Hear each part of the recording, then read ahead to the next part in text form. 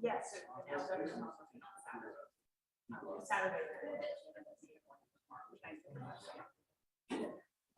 Chat. Thank you for everything. So trivia is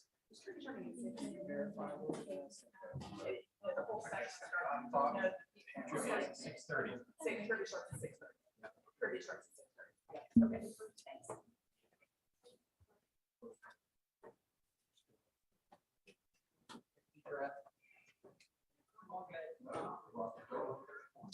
Check one, check. Check one, check. Put my dog collar on.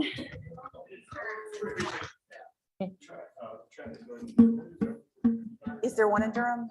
There was a temporary one in Durham. I don't think there's a permanent one. Yeah. Yeah. Hi. All right, y'all. So I think this is our group. I think we're about to have a really good time. And this is going to be, I'm telling you right now, this is going to be a conversation as much as it's going to be a training, because this group is a highly informed group.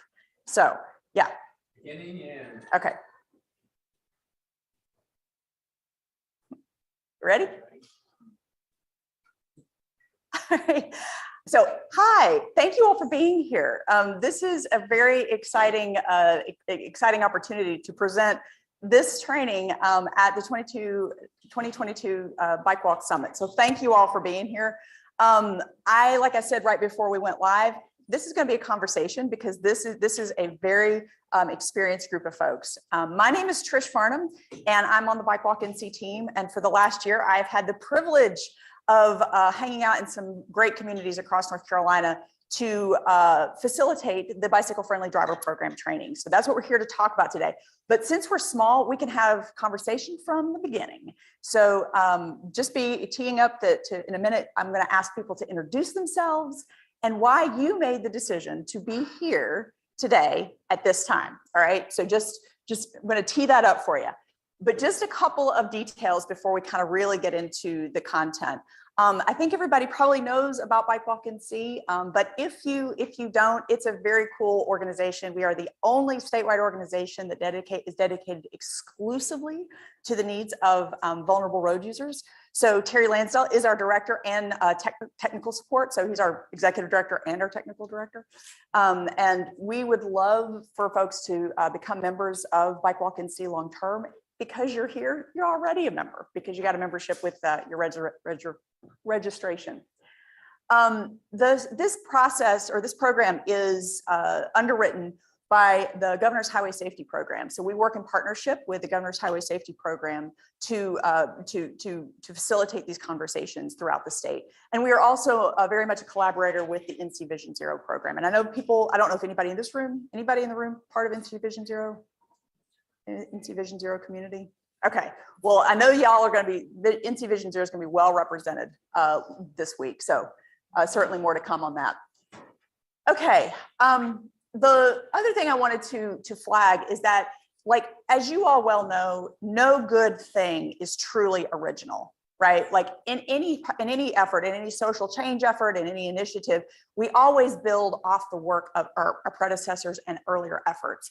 And so the bicycle friendly driver program was first conceptualized in Fort Collins, Colorado. A lot of cool stuff comes out of Colorado, and this one was certainly one of those things.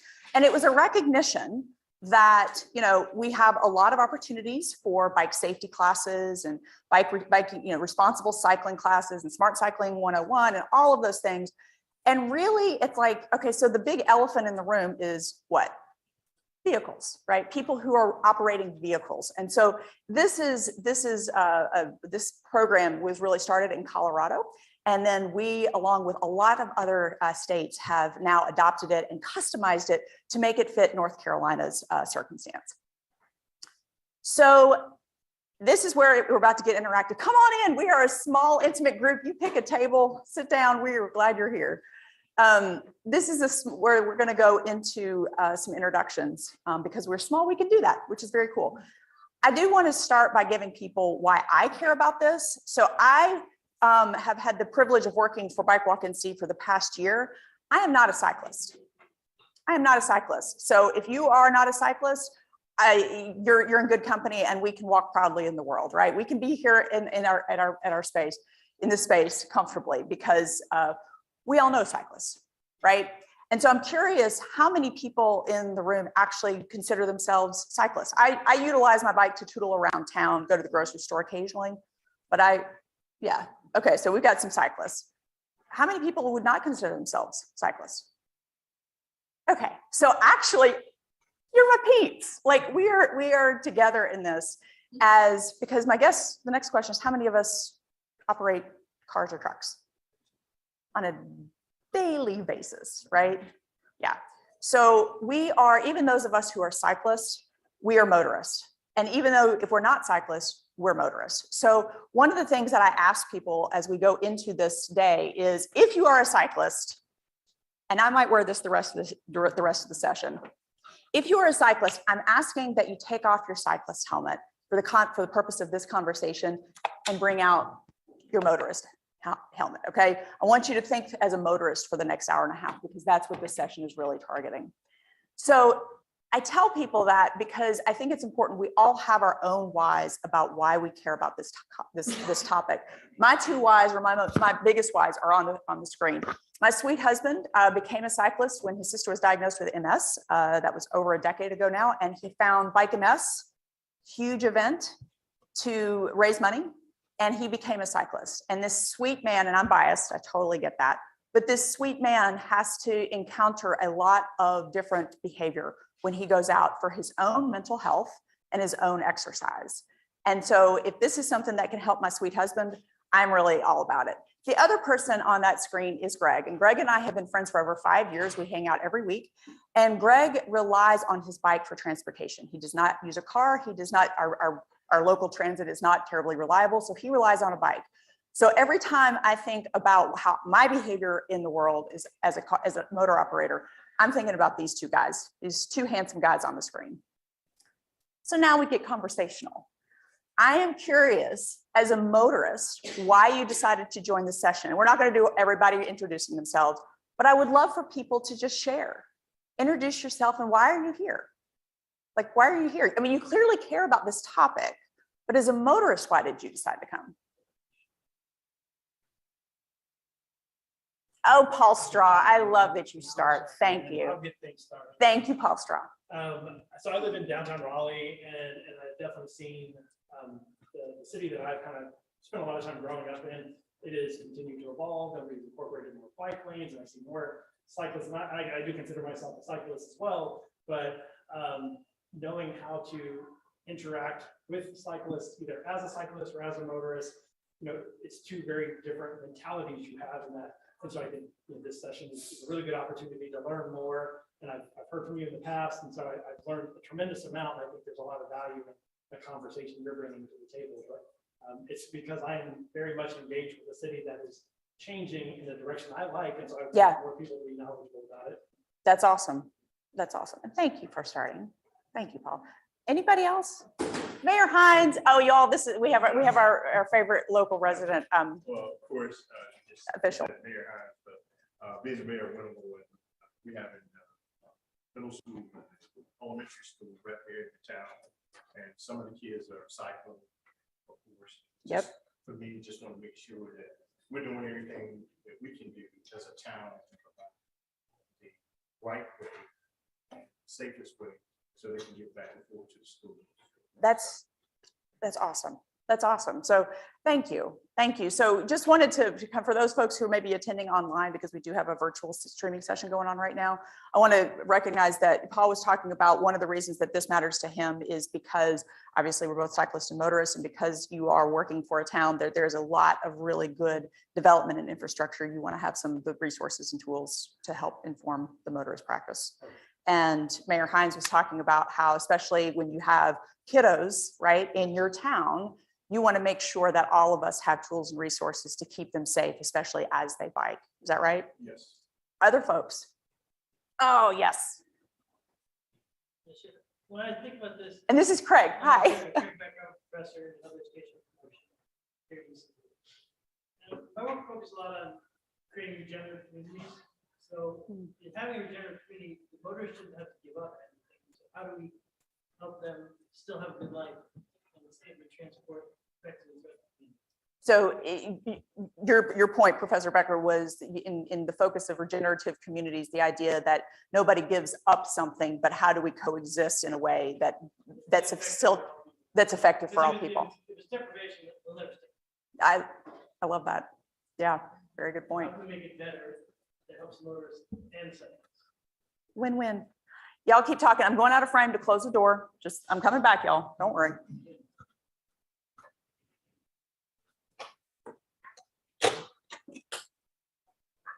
All right. One more. Come on, brave souls. Please. Danielle with the town of Morrisville, and it's a more suburban type town, so we don't have, there are a few bicyclists to see out there, but I think for me, it's also a faster information to learn things here, but I think it's back with some way to share how people are how to be more comfortably interacting with bicyclists. You're not used to seeing that. Yeah.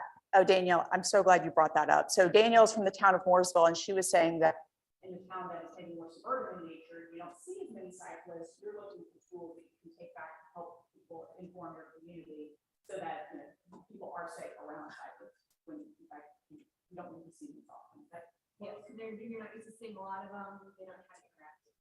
And that's actually a great, I'm really glad you mentioned that because I think that's a big part of what we talk about today and what's helpful. And the other thing is, like I said at the beginning, this is a really important group of people. You all are transportation professionals, you wouldn't be here if you weren't. I want to say, I'm hoping that you can take this information, not necessarily as education for yourself, although you may learn stuff. I hope you do that in that out. But more what you're talking about, that these are resources and tools that you can help bring back to your community to teach and facilitate conversation on topics within their communities. Okay. So some of these I'll go through kind of fast, but I do want to make sure we acknowledge why should we as motorists care? And there's a lot of different reasons. We all know this. We all drive every single day. We just talked about that. If we hit a person or a pedestrian, person on a bike or a pedestrian, the consequence of error, a phrase I have found to be Terry, is significant, right? No matter who's at fault, the person on the bike or the pedestrian, right? So we have as the proud operator of a 4,000-pound vehicle that until recently had the same statistical lethality as a firearm. We have a responsibility, right? We have a responsibility. We also care about things like equity and health and safety, right? We care about having safety. We care about having an equity. Oh, I see some amazing Durham folks just joined. Hello, Durham folks. Come on up here, Hannah. Come on up here, Hannah. And as we can acknowledge, I do this. I'm not embarrassed. How long has it been since those of us who don't represent? More than 5 years. More than five. More than 5. Put your hand up. Don't be back there. Like, put your hand up. More than 5. More than 10. More than 10. More than 15. Okay. More than 20. More than 25. More than 30. More than 35. More than 40. Oh, 40. About 46 or so. 46 or so here. In what other capacity would we not look to have continuing education? Would we have something as potent as a 4,000-pound motor vehicle, right? But the reality is that we don't. It's something that's been 45 years, of course, Ms. Shire said. And certainly as our infrastructure changes, right? As we have set towns like Raleigh who do cool stuff in infrastructure, we have to refresh our understanding of how to navigate that. So, and then finally, we're all vulnerable users at some point, right? We're all pedestrians at some point, even if we're not cyclists, we're usually pedestrians at some point, many of us are. Okay, so here's the good news. I don't know about y'all, but I have found myself, especially as I've gotten older, being a bit overwhelmed at the state of the world. I don't know if anybody else thinks that way, but there is so much going on in our world, whether it's in our national landscape, our international landscape, or even in our community, right? The world is filled with those problems. And one of the things, literally as someone who thinks of themselves as a fairly socially conscious person, that I would really love doing as part of this training is seeing kind of how empowering it is. Because, when you think about how do we address big problems like road safety, we realize that we all have agency in our outcome, right? We all have agency in our outcome. And that sounds so like, we each can make a difference. And it may sound a little naive and trite, but how cool is that? Like, is an human design and human behavior challenge, right? And we can actually do something about this. So here's how we're going to spend our time together. And we are going to have conversations. So hopefully this will be more of an interactive opportunity than each other yammering. But we are going to talk a little bit about some bicycling behavior because a lot of folks it's helpful for folks, especially folks who don't like to have some insight into bicycling behavior. And then we're going to talk about some common traffic scenarios between cyclists and pedestrians and motor vehicle users and how we can navigate those. So again, and then we're going to spend a little time on design.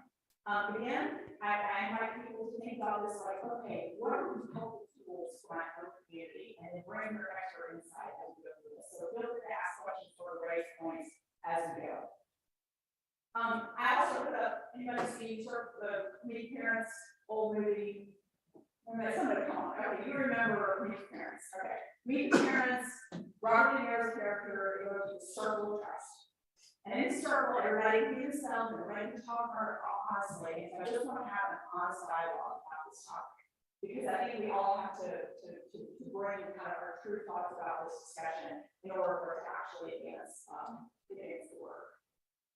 Okay, so the first section we're going to do is to talk about bicyclists and some of the practices that, and explain some of the practices around bicycling behavior. This group, again, a very well-informed group, but hopefully this is good information to know if you didn't already, is that a bike in North Carolina is considered a vehicle. So bicyclists who are operating bikes are operating vehicles in North Carolina. They're subject to the same practices and requirements as motor vehicle operators, except for those that do not apply because of the nature of operating bike. These are some of the things that if you go through cycling courses that you know to learn, and so we want to make sure that everybody is clear. This is like bicycling best practice. So the concept of controlling the lane, we'll talk a little bit more about. The importance of being visible, predictable, to choose the correct intersection positioning, follow the rules of the road, right? So we listed many of those here. As you all well know, there is no standardized state-sponsored bicycling ed provided in North Carolina. So people must seek out the training on how to do this, right? So all of us as advocates know the importance of the Safe Cycling 101 and other opportunities to teach all of us how to be responsible bike operators. Okay, so this group probably is very well aware of the different signs about how people communicate, right? And on the right to signaling. One of the things that, in addition to the hand signals that people are aware of, we also want to make sure that people are aware of the signals like slowing down and looking over your shoulder on turn lanes. So if you see a cyclist engaging in any of these practices, it's a really good chance they're communicating their next dimension. Okay, so we're going to start talking a little bit about controlling the lane. And this is a whole discussion in and of itself. So, good signage, always well intended. These are two common signs in North Carolina. The one is shared road, and the other is a usable lane. What is some of the obvious challenges with the first sign, the shared road? What happens to that sign? People don't know what it means, and meaning what? What do they think it means? For my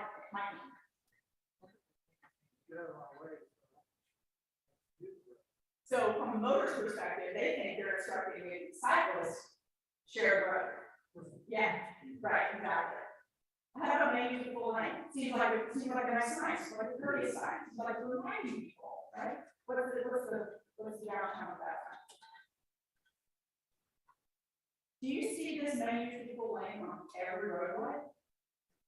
No, you see it on a few, right? Maybe the scenic ones, maybe the ones where cyclists would go on their Saturday morning and advocate to your local folks if they want a sign, right? Does this potentially create confusion that you're only allowed to use the full lane on those designated roads? Right?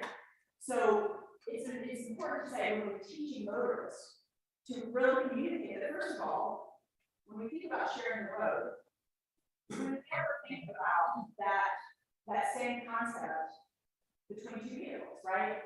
We would never think about sharing your own as being sharing the lane.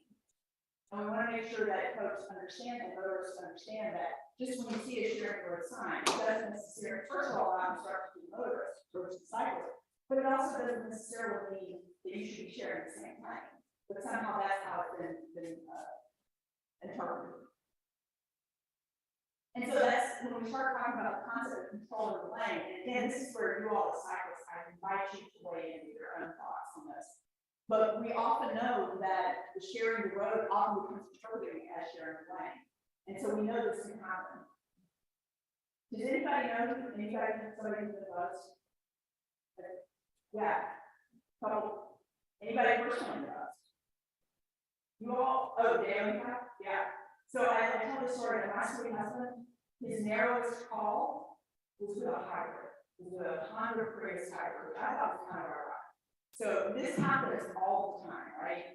And it's incredibly dangerous. And there's a lot of reasons that we want cyclists to understand that they have the right to control the lane, which means being in the center of the lane, right? We want to make sure that they understand that we don't necessarily, we want to make sure they understand that they can be in the center of the lane, not just to avoid being buzzed, like we just looked at earlier, but there's a lot of reasons that it makes sense to control the lane, certainly in certain circumstances. So this is a biking face cartoon, which I love. And so some of these reasons for control of the lane include avoiding obstacles, when you're making a left turn, avoiding all the crap that's in the bike lane, right? Like there's a lot of reasons that people control the lane. We want to make sure motorists think about that. So when a motorist is annoyed or coming up on a person on a bike, wondering why they're in the middle of the lane, first of all, they're legally allowed to be there. But secondly, there's a lot of really more safety reasons for that, right? Yeah, please. I do just do the 12-foot lane here, but I've never heard that that was the case. It was a driver. It doesn't seem like it's common knowledge. I should have. I had it. I would take the whole. You take the whole lane. You absolutely can. I mean, when I do it, they'll keep slow and then scream and yell at me all the time. Should we probably all have one. Like how many people on these bikes we know that, right? Right, I mean, I don't like really when somebody go on, we know that. But yeah, it's really important to know that people can operate in the center of the lane.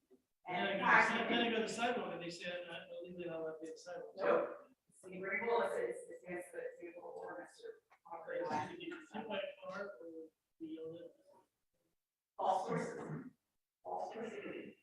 So in some way, we'll talk later about how actually cyber safety, when we talk about how it's not only allowable, it is actually recommended.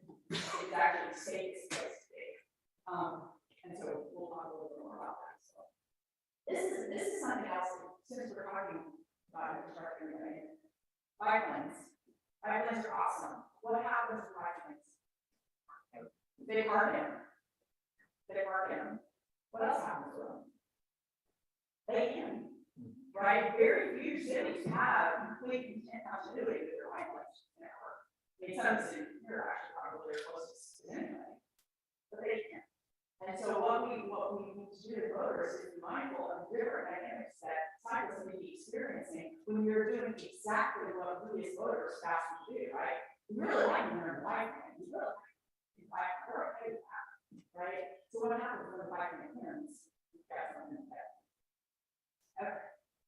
This is a citation for you, it's helpful in the motor vehicle handbook that clearly authorizes bicyclists to operate in the line.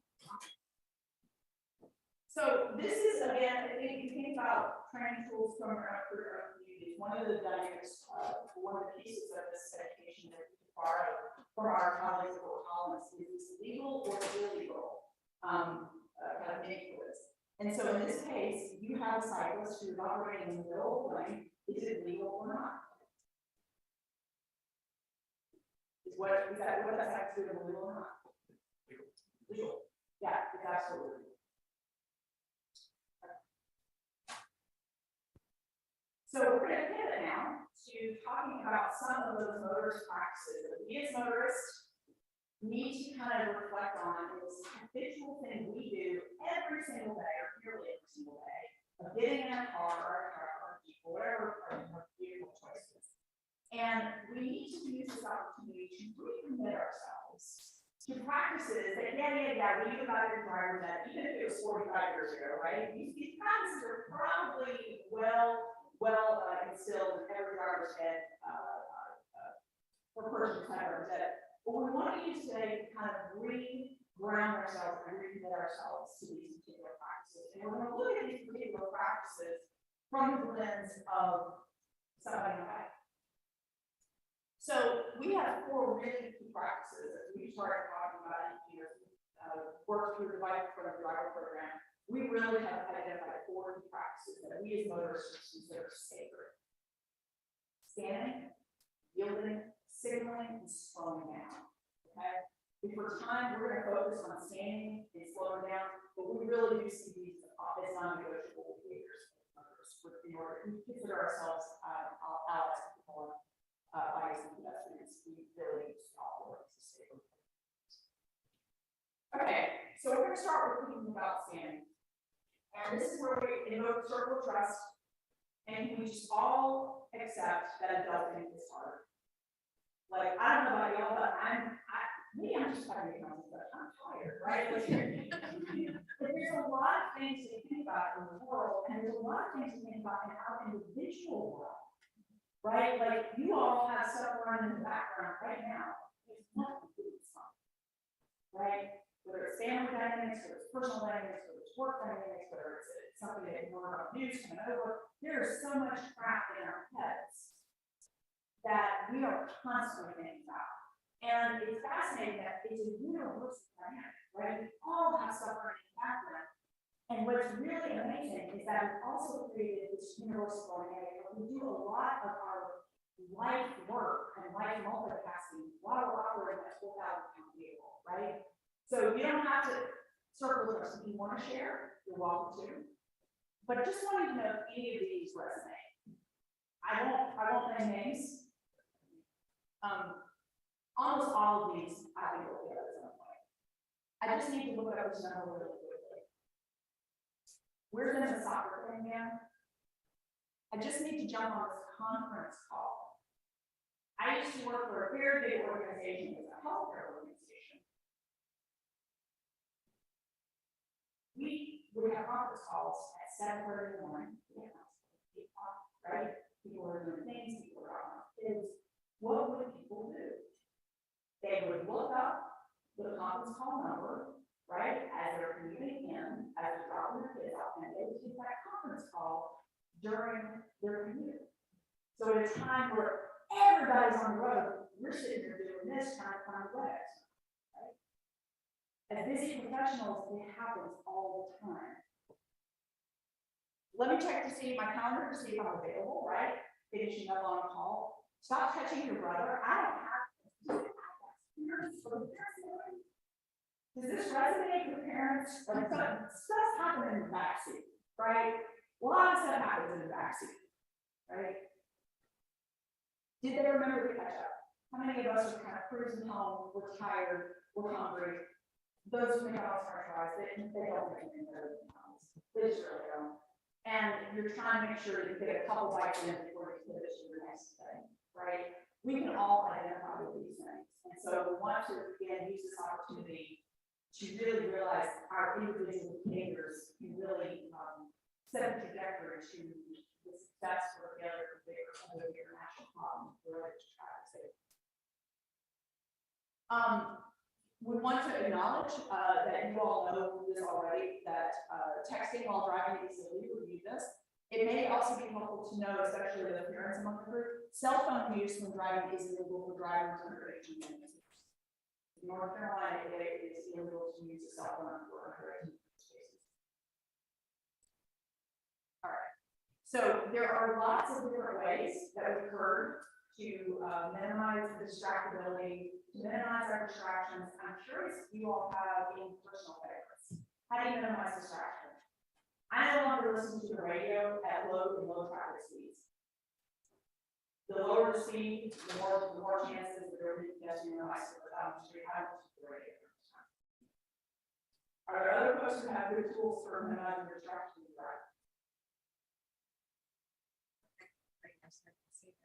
You what? Yeah, like radio is an amazing thing. What is that about? Yeah, like coming on the radio. It's raining, yeah. Other? Yeah, I know we want to use single occupancy vehicles, but I find driving by myself provides you the least amount of distraction. Yes. Yeah. It's so true. I do, I can get someone else in the car and, You have somebody else in the car, your distractibility almost by design goes up. And then those of us who want to be polite and good listeners, I don't know about that. You're just trying to like have a conversation, they're talking to you, right? You're trying to be polite, and so you keep doing that. Like we create some real tension in our behaviors. So that's a great one. I will tell you, this is my least favorite technique, and all of us should be having at this point. They actually make something called a phone column. And it doesn't get your attention from a marketing perspective. Let's be honest, it's really just a ziploc bag. You don't need anything fancy, but if we just make us our phone numbers, maybe that would be a good conversation starter. All right. So when we do hear about crashes, right, between pedestrians and cyclists and other users, what's the first thing we all hear? In the dialogue, when motorists we crash data. He came out of nowhere. I didn't see him, right? This is actually this is a picture from Tennessee. It blows my mind. Like, you know, the perfectly respectful member of the community actually conveyed that he did not see that dude when he owned. And so one of the things, this is kind of getting to something you said earlier, is how do we build a culture of paying attention and looking, right, for these particular road users. So I heard this maybe old Mr. Son of you all. This was new information for me in researching and preparing this earlier this year. There's a concept called intentional blindness. And it's actually a concept that the APA, the American Psychological Association, conceptualized for years. So this is a thing. And it's the idea that people's inability to detect unexpected objects to which we aren't paying attention, right? It's two-part. Unexpected objects to which we aren't paying attention. All right? So we just talked about the aren't paying attention when we're scrolling on our phone, getting on the web, out checking on the kids' back seat, right? That's the not paying attention part. This is to the point what you were saying earlier, and we're not expecting to see, right? We have now endangered people that we aren't expecting to see. So, obviously, the solution becomes paying attention by minimizing distractions and then expect to see pedestrians and cyclists. And that sounds like pedestrian cyclists. But if you are actually operating a vehicle, and I don't know about you, but you know, I had to drive course. And there are roads in my local area where I can feel myself kind of rolling into autopilot, right? You assume you're not going to see things, even people who are cognizant, conscientious, right? And Highway 74, I don't know if anybody knows Highway 74, Wilmington, there's Wilmington, yes, okay. Highway 74 is a true story. Highway 74 is a what a four lane, divided highway is very, very fast, but it's not terribly busy all the time. It's busy, but it's not like in town.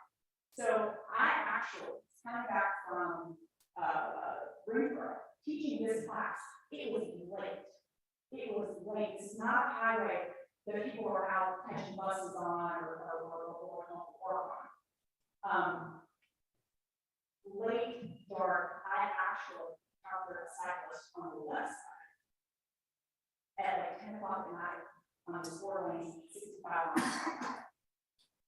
And I thought, wow, that is a really big demonstration of why we always have to operate the way we assume people are out there, even if we haven't seen them.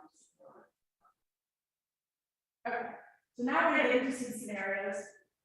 And this is going to hopefully reiterate some of the dynamics that we've all experienced, or at least many of us experienced. And maybe we haven't thought to see an individual on a bike. So you are the teal car in this scenario, right here. Teal car. And you're cruising up on the red band that's in front of you. Right? It's like fairly standard. What happens if the red band moves and there's a cyclist in front of it? If you're going at a speed that assumes that the only users of the road are other road vehicles, you're going to have a bad day, and that cyclist is going to have a really bad day, right? So one of the things that we have to be mindful of is obviously avoid following too closely, right? We all know that rule. But provide sufficient reaction time, not just the way you expect to encounter, but what may actually present to you. We have to reframe our own thinking about how we behave on the road, right? And we need to kind of get away from just the white noise of not following vehicles too closely, but really challenge ourselves to have a more critical thought going into how we drive and to anticipate what we don't necessarily see. Next scenario, you're still the teal stick. You're still the teal car for a second. You're down here. And you want to go left. You want to turn here. This is a true scenario in my case. Here's Peter on one side. You're really hungry. It's $5 sushi on Friday, whatever. You're hungry. It's been a long week, right? You want to turn. You are looking for a great traffic. It is busy, right? You've got to find that one particular pocket of time and space where you can do it, right? So you are wanting to, what are you doing? You're waiting for that white car to move. You're waiting for that white car to be out of your way, right? What happens if you don't see the cyclist in the shadow of that white car, right? Like, we know that cyclists are out there, and even if we don't know they're out there, what happens on that random time? You find yourself in this scenario, right? So it's important that we are mindful that people are out there on the road and they may be in the shadow of the car that we are, that is just us from the past. Again, we keep saying expect to see cyclists on the road. One of the things that we're just trying to start putting out there is the idea that before you turn 90 degrees, look 180, right? Look, scan your environment before you make a turn. Know that cyclists may be traveling much faster than they perceive that e-bike scenario, right? As real. Folks on e-bikes are moving fast, and even people who are road cycling may be much faster than you. So when in doubt, if you wouldn't turn in front of a motor vehicle at the same distance, wait. So I'm curious before we kind of keep going, have cyclists in the learning experience either of these two scenarios where cars can come along very quickly? Yeah, I remember. Of course, I drove truck, and I'm sitting high. On a rural road, I came up on the cyclist on what's this pellet. And car in front of me. Out and the house. Oh, That was the scenario we should have, right? yeah, I was right on it, but because he's down low and I'm up high. Yeah. And only the thing it was the flag. Yeah. Because he's laying back. Yeah, pedaling, and the car just went in, and next thing I saw, he was here. So I almost stopped and wait for the oncoming traffic to, so I could swing out, make enough room so I could Four lines road, two-lane road, back road. And so the cyclists help out the situation by having flags. Yeah, I had flag, but And it you, was like, I couldn't see the flag because the car in front of me was an SUV. I'm on a truck. And, yeah, it just went around me. And I was right there on top of it. and I I reckon see, I was falling too close to it. but you didn't hit, you didn't. No, I didn't, Yeah. no. So what do you attribute the fact you did? Well, cause I was paying attention. Pay attention. I was paying attention. Try hard. But, and it was probably, I mean, it was probably a decent reminder, right, to, you gotta pay attention. But thank you, that's exactly the scenario that we're illustrating. Okay, so one of the other things we talk about scanning is not just reducing it to paying attention and to, not being distracted, which is pedestrian cycles that are out there. But it's important to also recognize that these principles apply at night. And this is, I actually don't know if you're in a spot, but Jared didn't comment on this, so it's well in the turkey. It's really important to know that we as motorists are required to have lighting sufficient to see a person 200 feet away, regardless of color, clothing, or position on the road. And we do a lot in traffic safety conversations, rightfully so. Wear right clothing, right? Have reflective clothing. And if you have a lot of money and resources, maybe that's possible. If a black sweatshirt is the only sweatshirt you own, right, that gets tougher. And one of the things that we're hoping to do with this training is to kind of flip the script a little bit and make sure that we, as the motor vehicle operators, so operators with 4,000-pound vehicle, recognize we have a duty and obligation and legal responsibility to make sure we can see folks, even if they're wearing black and sweatshirt. Right? That's on us. And our state requires that people are able to see a person regardless of color, clothing, or position, 200 feet away. So, flag as well. You all know these dynamics, but here's another scenario. Some of the more urban areas probably are very familiar with these. You're running late to a meeting across town. You find a spot to parallel park. You grab your meeting materials from your passenger seat and open the door. How many of us have been there, right? Like you're running late. You find a spot, parallel parking, grab your stuff, and you're out the door. What happens if you don't see the cyclist lawfully approaching from the street, right? This is a classic boring situation. Certainly cyclists have experienced this or know about this dynamic.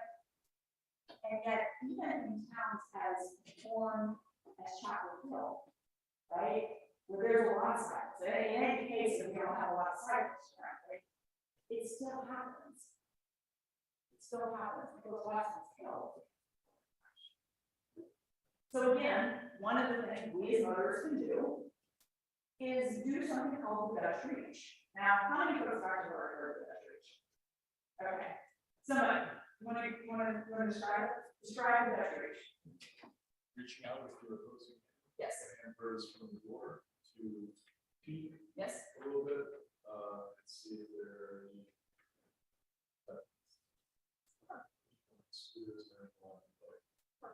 So looking behind you before you actually open the door. Looking behind you. Opening with the opposite in there. Just what this guy's doing. Okay. So just as we close out scanning, a couple of things that we are all already know. We are encouraging people in this training to make assumptions. Make the assumption that people on bikes and pedestrians are on board with us. Right? Assume. Work from a place of assumption. Even if you haven't seen it, it will change how you operate at every turn. Go old school again. We have to recommit ourselves to the driver ed principle that we learned 45 years ago, right? We have to dedicate ourselves to understanding and not just understanding, but practicing them. Again, as we're returning, we know that turns and intersections and dynamics where there are shifts in direction are particularly very spot for pedestrians and cyclists. So we ask people that if you turn 90, do a 180 first. Stay in your environment, right? Trust but verify, this is what we're gonna talk about in a minute. Lights aren't always set up to keep everyone safe, like, machines haven't taken over common sense yet. We'll talk a little bit about that. So even if the lights telling you something, pay attention to what's happening, make an assessment that it's safe to move forward. And invite others to help. So we got kids in the back seat, and we actually started doing this in like friends and networks. Invite others to help, instead of having a chat, right, necessarily with your person in the front seat, that could be too distracting, or instead of the kids having a conversation about whatever they're talking about, maybe ask them to help, say, hey guys, can you all find your seats in the bike, right? Can you help me see, how many five see people, okay. So the other one we're gonna go into deep, do a deep dive on is slowing down. This is the circle across, y'all. So everybody knows the importance of slowing down, right? We know the stats, we know the seat hills, we know the bumper sticker, we know the different things, we know all of that, right? Let's be honest, circle of trust. Let's think about the reasons people speak. And I've actually collected these from friends, colleagues, family. I would love for you all to add to it. I haven't added to it, but I haven't added to it. Why do people speak? Because I've never had a wreck. And it's great, like, you're like, oh, I'm a good driver, I've never had a wreck. I never had a wreck this particular speed.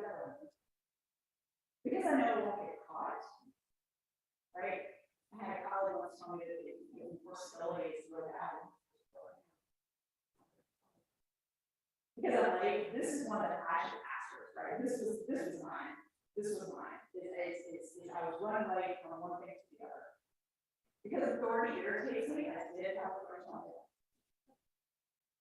Because I know my abilities. I know it says 35, but I know that I'm comfortable and I have a good reaction on it, right? Because it's fun, right? Get out on the open road, there's a reason I like this, right? People enjoy it to see. Because driving slowly makes me feel old. Right? Yeah. I drive speed limit better than anybody I know, and all sorts of things like running all the time. Interestingly, some of the age not necessarily equates to me. And because everyone else is, this was another one for me. Right? Like, how many of us have said in some form, past out of this accident, you know, I was just going south, everybody's passing around me like they were passing out, like, I was staying still. But everybody's passing me, right? Because everyone else is. Right? We kind of reinforce this culture of, well, I got to probably see it happen. And then sometimes we get to the point where, like, well, it's unsafe, right? I'm the only one going to speak on it, nobody else will. Right? So we kind of reinforce this culture of we've got to keep up with everyone else, even if many of us independent leaders would never do that. Right? Many of us are perfectly comfortable being home says something, does something. But somehow when we get in the car, we find ourselves kind of wanting to fit in with everything that's going on. Here's the other one, and I so appreciate what you said about music. I had a well, in some people here. And it's a fast song. People are actually driving fast. So, yes. What's the data say about driving slow through this? You know, so I actually, I've heard it for so long, I don't know if it's true, but it just doesn't occur. yeah, so there are laws in the books about being ultra super slow and under speed limit. But honestly, I don't know the data on how often it is when people are just going speed limit. Right, don't speak on it, and you're being out of line. That'd be good to know. Yeah, no, it's a good line. You said the circle of trust, So I love it, Mayor Hines, that circle. because I drive a sports car. Yeah. I Yeah, that's drivers. got a Corvette. Okay. Sometimes I've had the need for speed. I don't say. Circle. I'm embarrassed. So, the temptation's there, right? The temptation's there. Oh, it's always, Yeah. because when someone pulls upside. Yeah.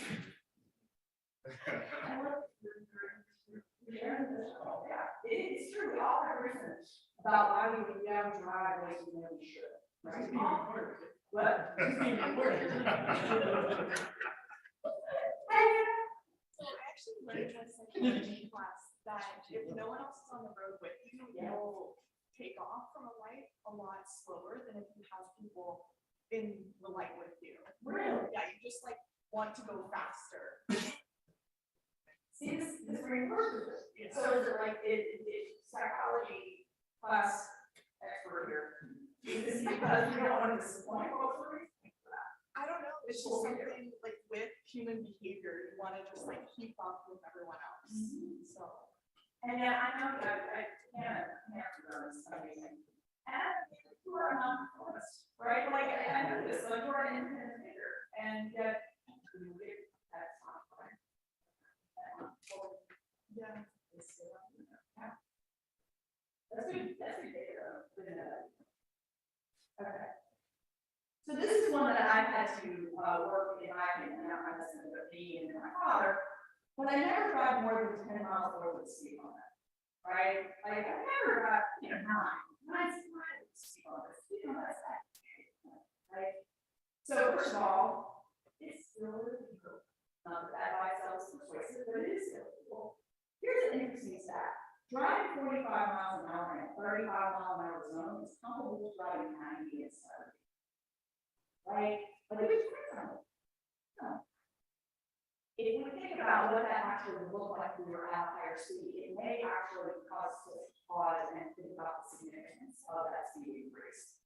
So then let's talk about, we have lots of transportation for those in Missouri, so please weigh in. What is happening at 35 miles an hour? Tell me about the street state in places that are designated 35 or 25. What's happening? How do y'all get on the road? Like at 35 miles an hour, what's happening? In town? Or in town, not interstates, right? You're not on interstate 35. 25, what's happening? I'm so sorry. Crosswalks? Yeah. Yes, you guys can do it, right? Yeah, like, schools. I said something over here. Right?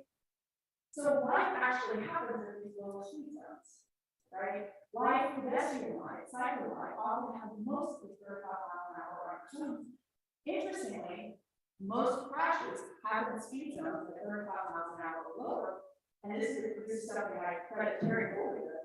If we as motorists speeding in 35-mile-an-hour zones, we're speeding in the most dangerous place possible. So it's different to speed at 35 miles an hour than it's on I-30. Like that. We know these stats thanks to our Vision Zero colleagues, but as you all can appreciate, as common sense will tell us, the rate of survival goes down considerably the higher speed you go. So here's just some stats for you that you share with others. Again, this is also common sense. Okay. So just a couple of key takeaways on speeding. One of the things that's important is be sensitive to the changes in speed, right? How many of us are able to do it? We may go through 2 or 3 speed zones on the exact same road, right? So one of the things that I do, and because I have become a speed nerd, is I like challenge myself. What I know speed limits here. That I know speed limits here.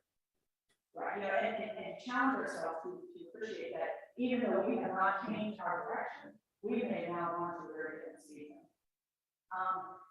Again, going back to the non-conformist, he said all of us be radical and grow the speed limit. We have to start somewhere, right? We have to start somewhere. And if you do motorcycles for pedestrian, the first move instinctively is to slow down before we leave, right? Slow down. So we have to be in that habit of, because we actually had one of my students, kid learning to drive, a new driver, right? He encountered a cyclist and set up to try to get around him as fast as possible. That was his instinct, right? How do we recalibrate our instincts? We slow down and then we decide what it is.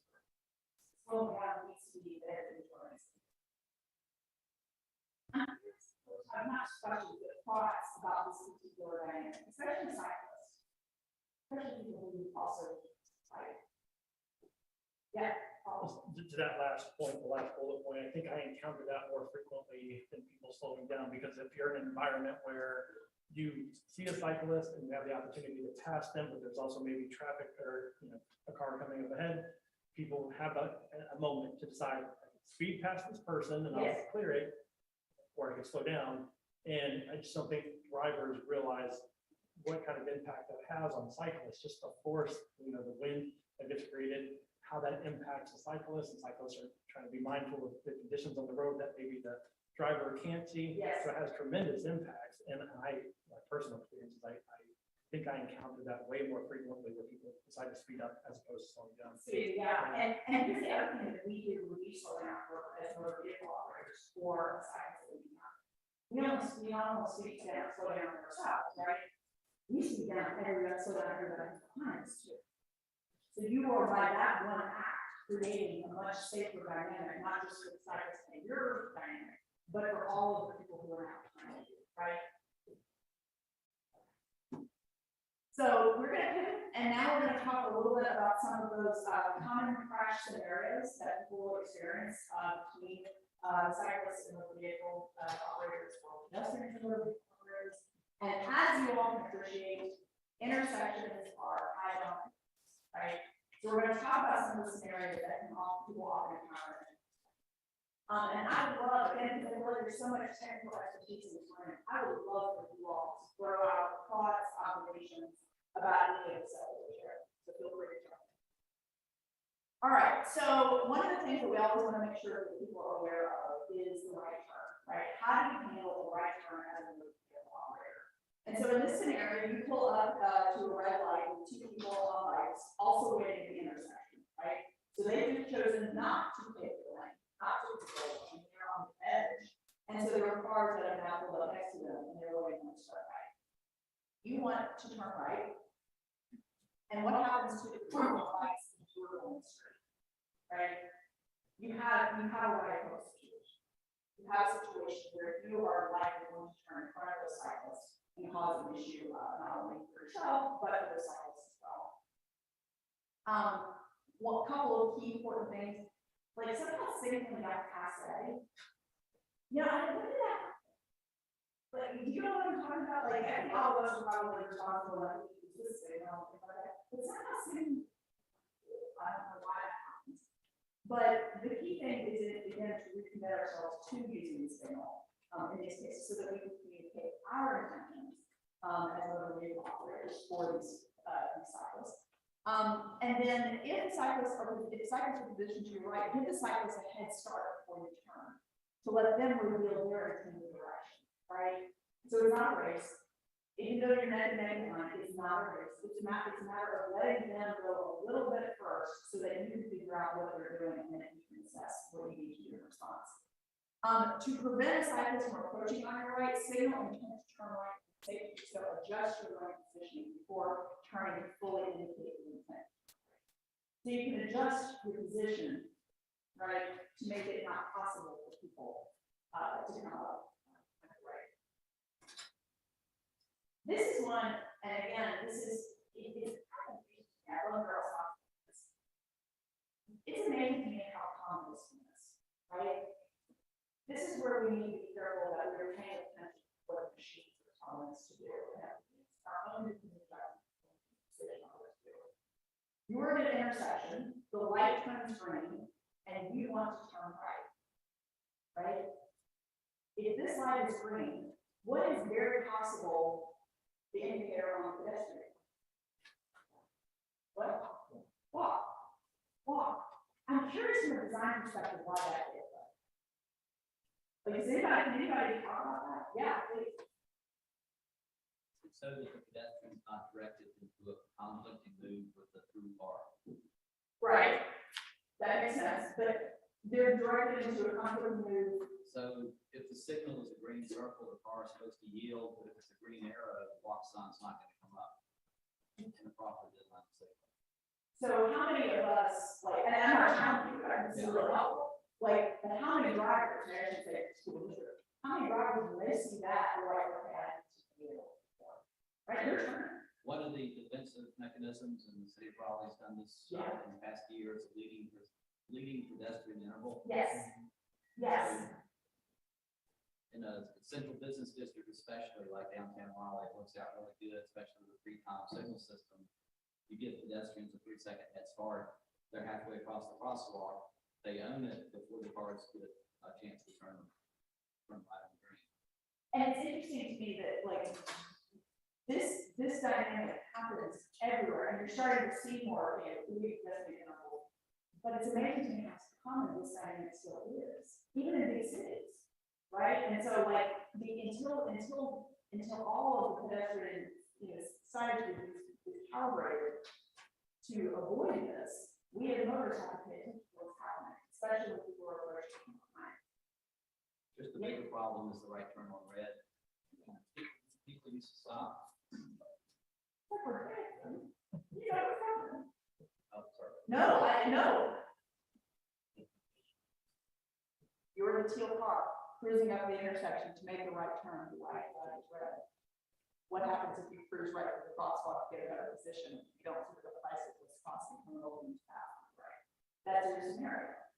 Talk more about what you're seeing with the right. There's a lot of variability in the design elements in this picture. I started driving in Gary quite a bit recently. So downtown Raleigh, the curve radius is maybe like a 5-foot radius tops. Radius and the crosswalks are very close to the intersection. Gary has intersections with like a 35-foot radius, 25 to 35-foot radius is pretty common. The crosswalks are back at the beginning of the radius. The crosswalks are totally out of sight of vehicles. They don't have a clue what's going on in the crosswalk as they approach them at suburban Gary speeds, which is Fast. 50, not 25 like Raleigh. So, if you don't know what's happening in the crosswalk and you start turning into it, you're gonna be surprised. Well, and like you said right before, at the beginning, people used to slow down, right? And Well, right now, the right turn on red, you're supposed to come to a stop. You're supposed to full and complete loss. Yeah. Now they come up, the threats on the right, as far as bikes and pedestrians, they're looking left Yep. to make sure they're not gonna get clobbered when they treat it like a yield sign at 20 miles an hour. Yep, we're 30 or 40. We actually had somebody else like to get killed in Wilmington because of that guy being cruising up flying and they were going 40 miles an hour and burned through it as if it's not even a real sign. Right turn on All red. right. Yeah. Can you go into this diagram, at what point after you stop at a red light, does the vehicle have ownership of the crosswalk as they make the right turn? So one of the things, and you probably have more technical insight on this, but one of the things that we are saying is that first of all, you always have to defer, right? You always have to defer. But you have to. And what we're saying is that if you must turn right on red, make it two-part stop. So stop at the stop line, right? Assess if you got any dangers coming in your direction in cycles, and then you can move forward. But as far as owning that dynamic, the car always has to be able to do that. And the car has to be able to do that in anything, right? We have a legal responsibility as vehicle operators to avoid crashes with pedestrians. Does that answer your question, or do you have, you're like, I mean, why not? Yeah. Okay. Does anybody else want to weigh in on the question?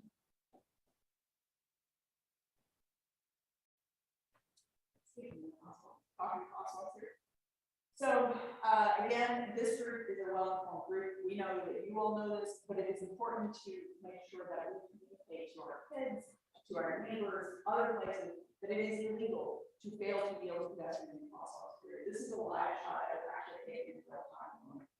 So this actually is not fake. This was happening to illustrate the point of how people do not do people in crosswalks. And while signals are required to follow the law, applies legally, signals are not present. Yeah, it's a flash unit. The way I read the law was if you're pedestrian facing a steady don't walk, Yeah, that's the only time a pedestrian does not have right of way in the crosswalk. yeah. Yeah, but even if they were to go, right, and I'll show you here. There's a duty to not hit them. There's a duty not to go, right. So we're gonna talk about not crosswalk situations. right? So this is, and Kelly knows Honor, the story that I'm about to tell. So Honor Grogan is one of the coolest gals you'll ever meet, and she gave permission to tell this part of the story.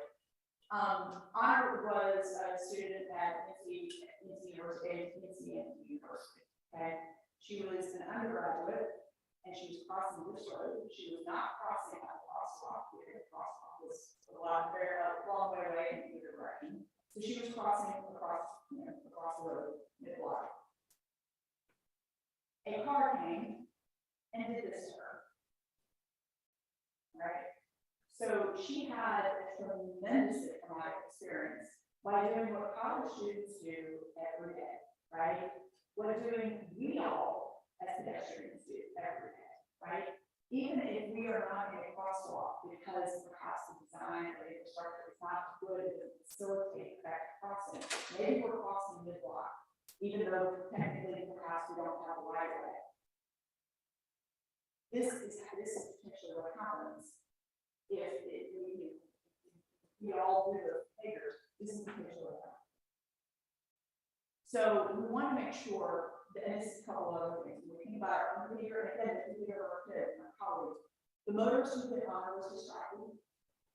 She was looking at her phone. The motorist who hit Honor was speeding. The motorist who hit Honor was driving through a part of town where pedestrians are common. It was near the university. She was driving through a part of town where pedestrians are common. So it wasn't an unexpected. And again, you think about how many of us have college-age children just like Honor, and how do we go motorists travel around? Right? We all have to be agents in how we operate for not only our own children, but for other children. This gets to the point where we were talking about earlier, that every driver obligated shall exercise due care to avoid colliding any pedestrian on any roadway until you have a warning sound, warning by sound and warning necessary. But we want to reiterate that even when you're doing something that is technically not, you don't have a right of way pedestrian, we as motorists have a responsibility to avoid that. Here's the success story. Honor survived, which is miraculous, right? Honor is now a PhD student. But one of the things that we wanted to make sure people really appreciate that, yes, it's a success story, yes, she's doing great, her life is really full. But Honor talks about how her brain injury that was produced because of that distracted driving now is with her the rest of her. And the things that she has to do and has to work that much harder to accomplish the things that she's accomplishing, that nobody ever does, right? Nobody ever sees that piece. Nobody ever sees how hard she's having to work to really make sure that her brain is able to manage the information. So it's important to know that even though, yes, she survived, that shouldn't be our success standard, right? This person never had to go through that experience and endure that experience in the first place. All right, we're about to shift to housing. Yes. I was wondering, since especially what you said about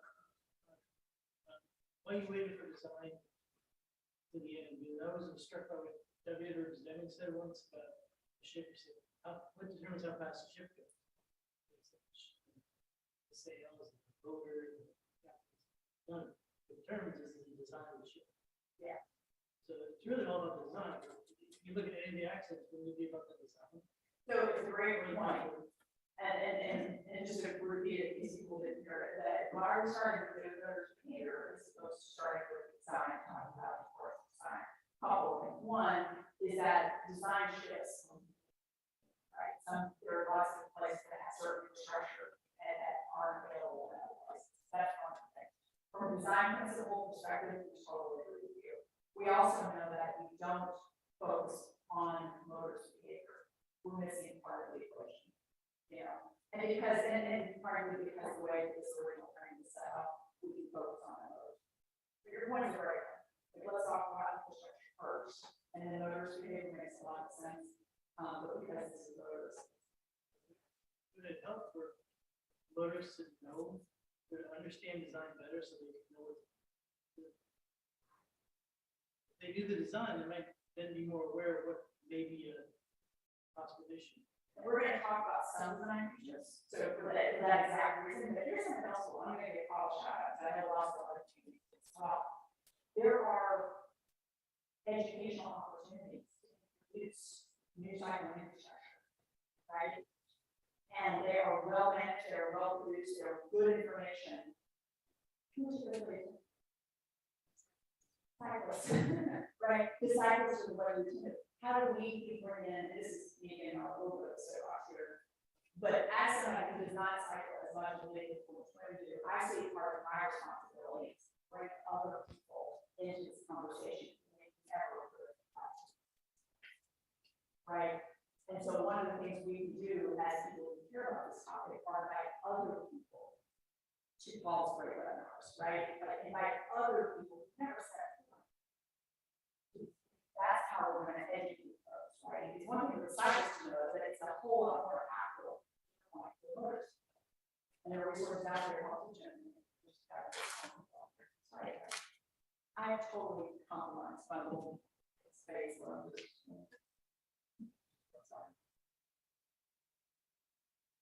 All right, we're going to do this passing. And in North Carolina, motorists overtaking a bicyclist is by far the highest crash category for all crashes.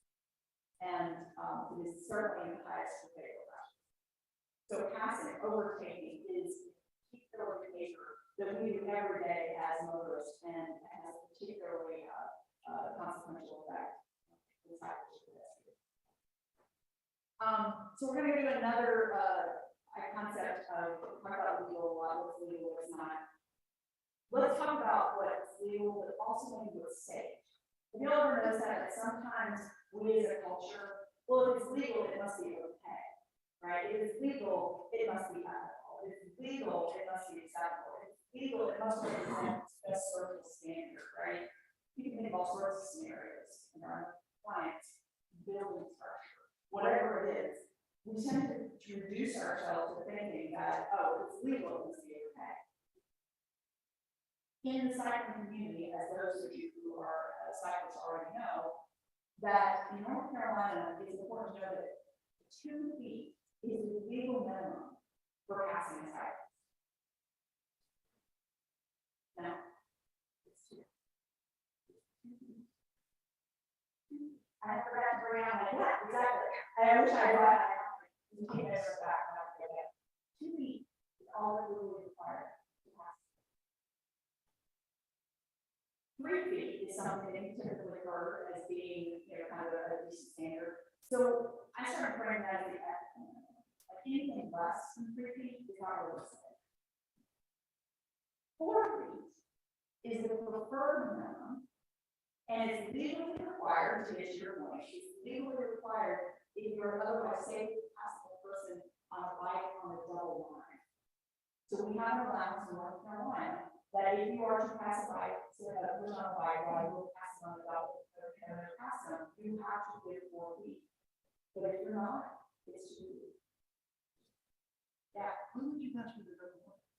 Well, I mean, think about how many people is it. If you have it, across a group size all the time, for Sunday ride, right? There is a state law allowance that allows a motor vehicle to pass over the non-passable line in order to pass that route.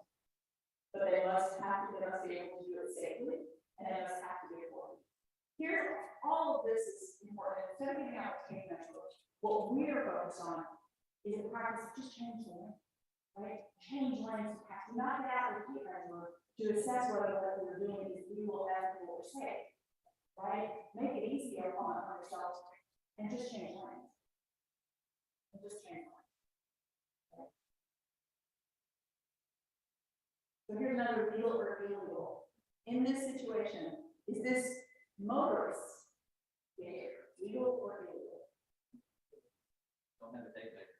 No. Let's assume that it's under 2 feet. It's certainly close, too close to me. So it's not legal. 2 feet. Right. Or 2 feet. That's a great question. Actually, Stephen Goodrich, who is here on board, he gave that very time. I will get that information. Yeah. It is a big difference, especially if you have your Yeah, yeah. Well, I think from a bicycle, it's from their handlebar. Is it? I think so, from their handlebar. But a lot of times people just think of like the person. They don't consider it the bar.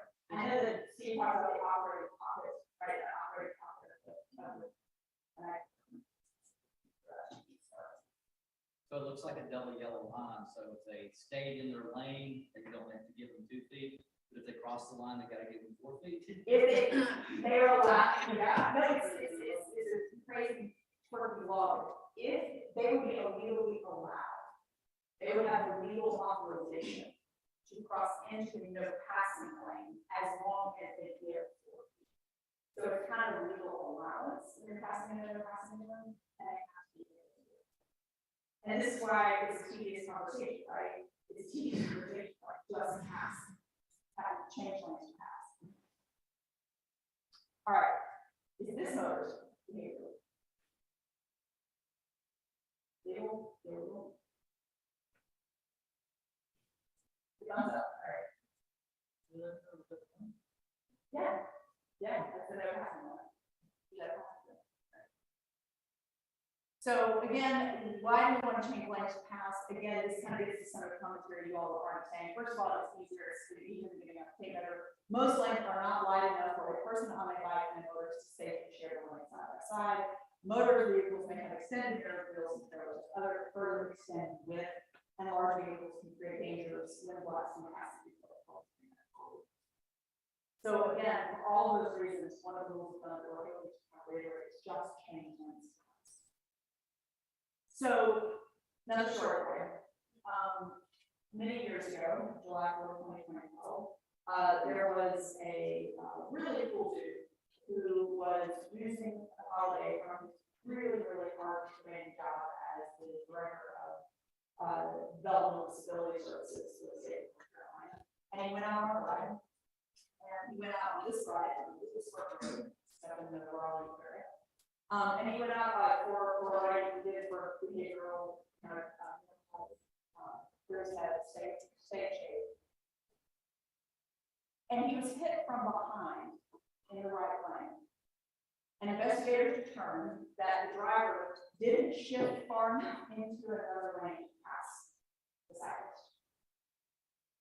And that the traffic in the center of the lane prevented him from moving into that lane for a crash.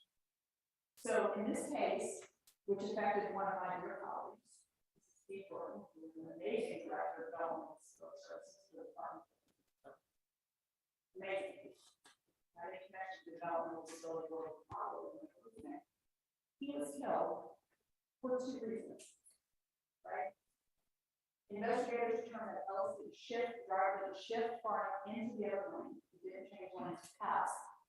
And the traffic in the center lane of Louisville prevented him from moving into that lane. What became that different? Slow down, right? So again, just wanted to reiterate that these are very real scenarios, and that our default always has to be first thing, slow down, and then you can go to the next thing. We've all talked about this before, but keeping it the summary of what we're hoping people will remember after this slide. First of all, again, slow down, wait until it's safe to pass, and then change lanes. Okay, we're getting ready to get to your section on better design, and this is where I'm really hoping the technical folks in the audience can help inform and guide. So, as has already been so effective, say yes. What mopeds considered? Are So, they vehicles or are they bicycles? well, there are motor vehicles and like bicycles and mopeds are both vehicles. For sure, you need your technical specs on how to never consider a vehicle on the road. Do they get the 4-foot rule like bicycles? Yeah. That's a great question. I don't know. I don't know yet. The legal allowance covers motorized. I don't know. I'll ask her. I know you see some big electric bikes. Yes. Yes. So this is moped questions. Yeah, thank you all for that. Okay, so the last section that we're gonna talk about is some of the infrastructure dynamics, and how we as motorists need to be aware of what's happening. Like, motor infrastructure is evolving so quickly, thanks to the amazing work from people like Hannah and Dale and Paul and other folks who work in this space, to help make our roads, more friendly for all. So what we're gonna do at very high level is just introduce a couple of things and do a couple of practical tips. Again, this group, those of you are back of your hand, but we just wanna make sure that, you have some of these resources that you're sharing. So first of all, the concept of complete street was actually not something that I was aware of before I started doing this work, and yet it felt so organically right once you know about it, right? Like when you introduce that concept of a complete street to people, it's like, oh, that's great. And a complete street is the concept that streets are designed to operate to enable safe use and support mobility of all users. And those include people of all ages and abilities, regardless of whether they're traveling as drivers, pedestrians, bicyclists, or people. And just as I learn more and more about this concept, I just find it so inspiring and so multidimensional about how we create spaces for all the users to feel. So, as we all know, active transportation infrastructure is expanding. I'm gonna pass the group. What is this? BikeWalk. Somebody describe it. Hannah, can you take it? Yeah, so a cyclist should always like go off in front of cars out of red lights you're seeing. And yeah, it helps people on cyclists take lane at a very second, which is really good, right? So it helps enable cyclists to get out in front in order to take lane for them. What about this one?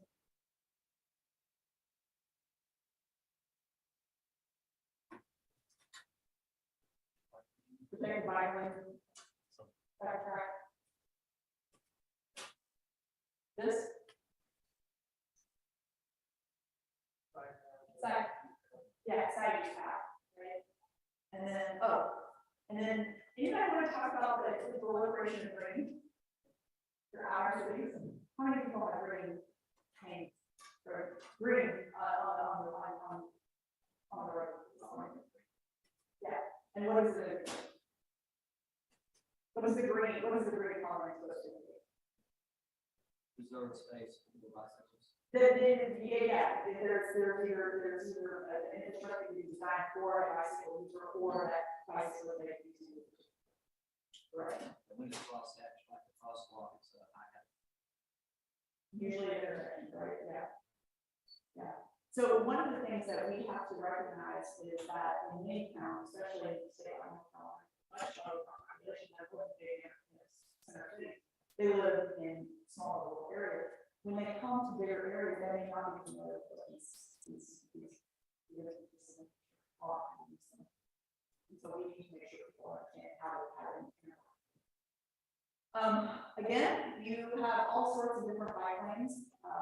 We have the kind of humble designated bike lane on the left side, and then we have a much more buffer bike lane in Charlotte. One of the things that we want to make sure people are aware of the bike lanes, somebody said earlier, is how do we peacefully coexist bike lanes with others? We never park in the bike lane, which forces people to merge into traffic. We do not drive in the bike lane. We always yield to bicycles in the bike lane. Dash lines to indicate transition areas and potential conflict zones. And then and this actually caused some discussion in our training. But when turning right, it is okay to enter the bike lane before turning, so long as the other right is not safe. Right? So like, how do we communicate to people what we're doing when we're turning right? Talk about that earlier. We are advising voters it's okay to move into the bike lane for the purposes of turning, as long as it's otherwise safe to do so. And that helps communicate the voters. Add to that, Yeah. in the fall, it's the worst because people love to blow their leaves in bike lanes. You see that so often. And it's hard to educate people, but you're not supposed to use the bike lane for your leaves. Leave a repository. Oh, Yeah. All right. One of the other dynamics, and we have this a lot in Wilmington, as the proliferation of sightings paths, wanting to make sure that motorists have some kind of clear understanding of how to interact with as motorists with sightings path traffic. And so we want to make sure that we give people. So first of all, if you are a motorist and you encounter a sightings path, right here, the first thing that we want folks to do is to stop at the stop line, right? To stop back here. Now we know that in order to actually get onto the main road there and to turn, you don't have a good line of sight at that point. So again, it becomes a two-part activity. You stop at the stop line first, and then when you check along the road, there's a clear direction. And before you move up, make sure it's clear. And then when it's clear, you can move forward to safely step towards the road. And then you make the turn. So it's a two-part process. We do want to make sure people are aware that obviously we're going to make your e-bikes move much faster than maybe some of the appreciate service. We want to make sure that you see a side pulling it from. Okay.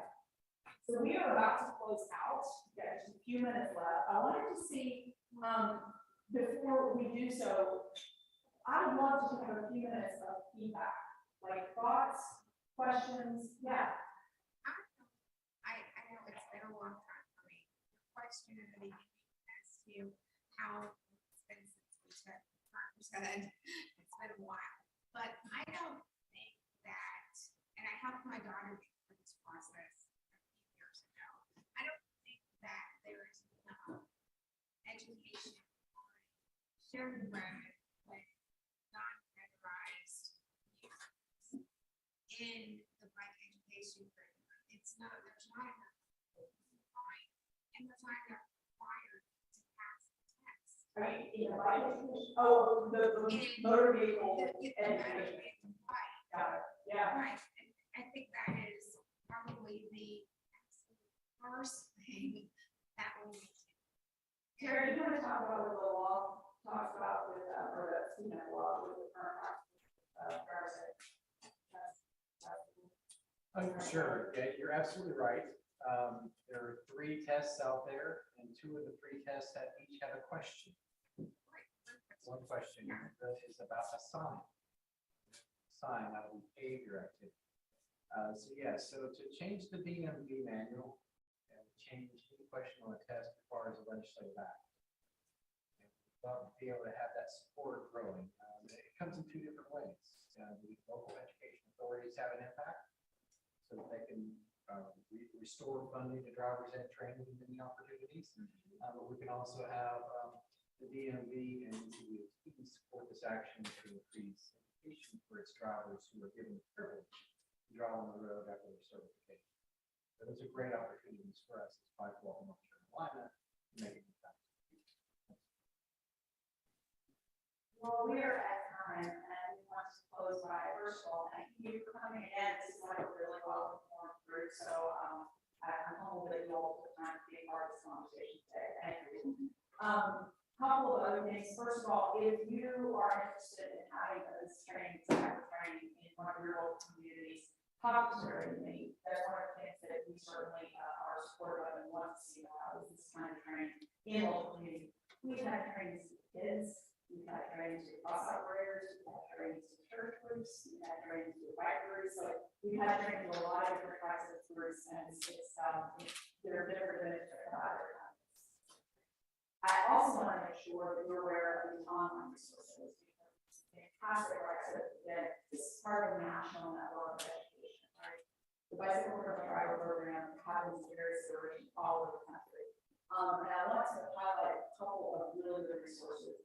So Go Triangle has a bicycle driver video that Kylie Lee has helped do. Your PBIC has a great video of understanding practice and safety. And then Commute Smarter Raleigh, Commute Smarter, Not Harder, Understanding Guidelines. So these are some of the educational resources that are out there that you can grab and share with anybody. Okay, I think we're right at time. Thank you all so much. We'll appreciate feedback afterward. Thank you for coming. These slides will be available after the conference, by the way. Thank you. In 15 minutes, we're going to start our walk on. So if people are heading to the walk on, have 2 minutes to stretch their legs before we go on. Thank you all. So, okay.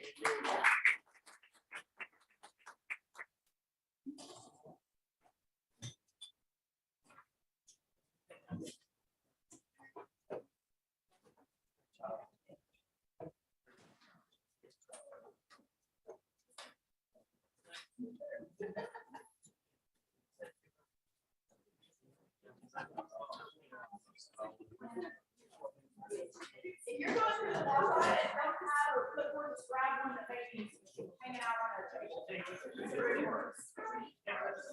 Yes.